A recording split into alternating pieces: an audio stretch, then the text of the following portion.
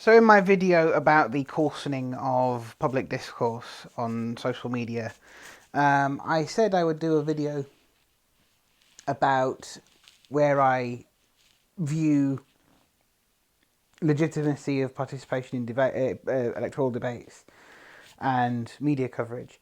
This was one of the things I got into an argument about on Twitter quite recently. This all stemmed from a tweet David Lammy posted last week, criticising the police. No, he wasn't criticising the police, although he has done that before. Criticising the BBC for the amount of coverage that Nigel Farage is getting as leader of the Brexit Party. And basically, David Lammy's point was Nigel Farage is not standing as an MP, as a candidate for MP. Why is he getting the coverage he's getting? This is disproportionate and probably violates election rules.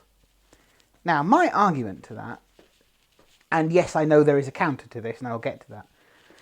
My argument to that is why, then, do we focus so much time and energy and attention on Nicola Sturgeon? Nicola Sturgeon, yes, is the leader of the SNP. Yes, the SNP have MPs in the House of Commons. They've got quite a few of them. They're likely to get more. But she is not a candidate for MP. She is currently the leader of the Scottish Parliament. She's the First Minister of Scotland. She is not standing in these elections, although she is the leader of the SNP. So why, to David Lammy's point, do we spend so much time focusing on the SNP and on Nicola Sturgeon in particular? I think there's a bit of a double standard here. Now, yes, I understand that the Brexit Party have no MPs currently in the House of Commons. Part of this is because they've only existed since April. I've always thought this argument was a bit of a sort of disingenuous cop-out, to be frank. They've not had any MPs because they're so new. They are the largest political party, whether British or not, in the European Parliament right now. We've sent them there. So there is a record to say that they're electorally viable. Now, does that mean they're electorally viable as far as the House of Commons is concerned? Probably not. But I personally think they should be viewed the same, probably the same, as the SNP is viewed and as, to a lesser extent, how Plaid Cymru is viewed. They're not standing everywhere. They've only got, I think, is it 200 and something candidacies in this election? That is still more than the SNP have. And the Brexit Party are not likely to win any seats, but it's not impossible that they're going to win seats. We allow the Green Party candidates to take part in these debates, as we should. And the Green Party stands in many more places than the Brexit Party are currently standing, and the SNP and Plaid Cymru and all the rest of it.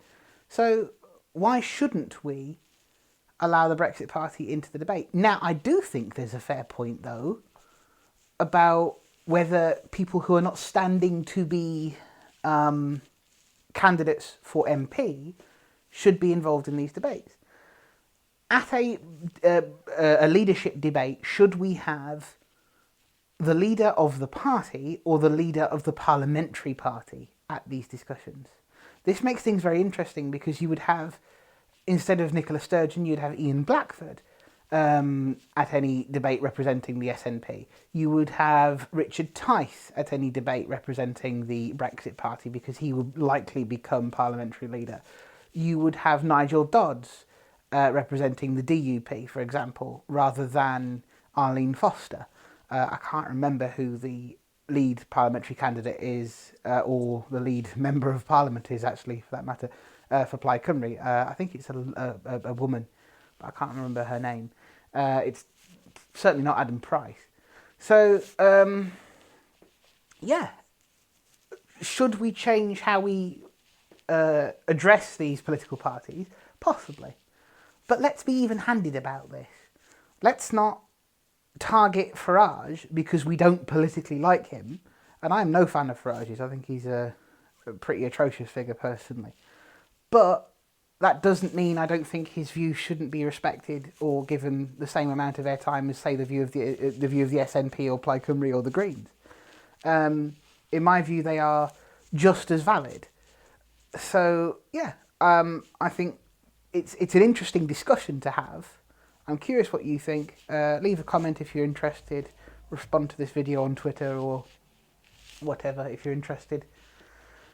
Like, subscribe, share, blah blah blah, all that shilling nonsense, and I'll see you next time.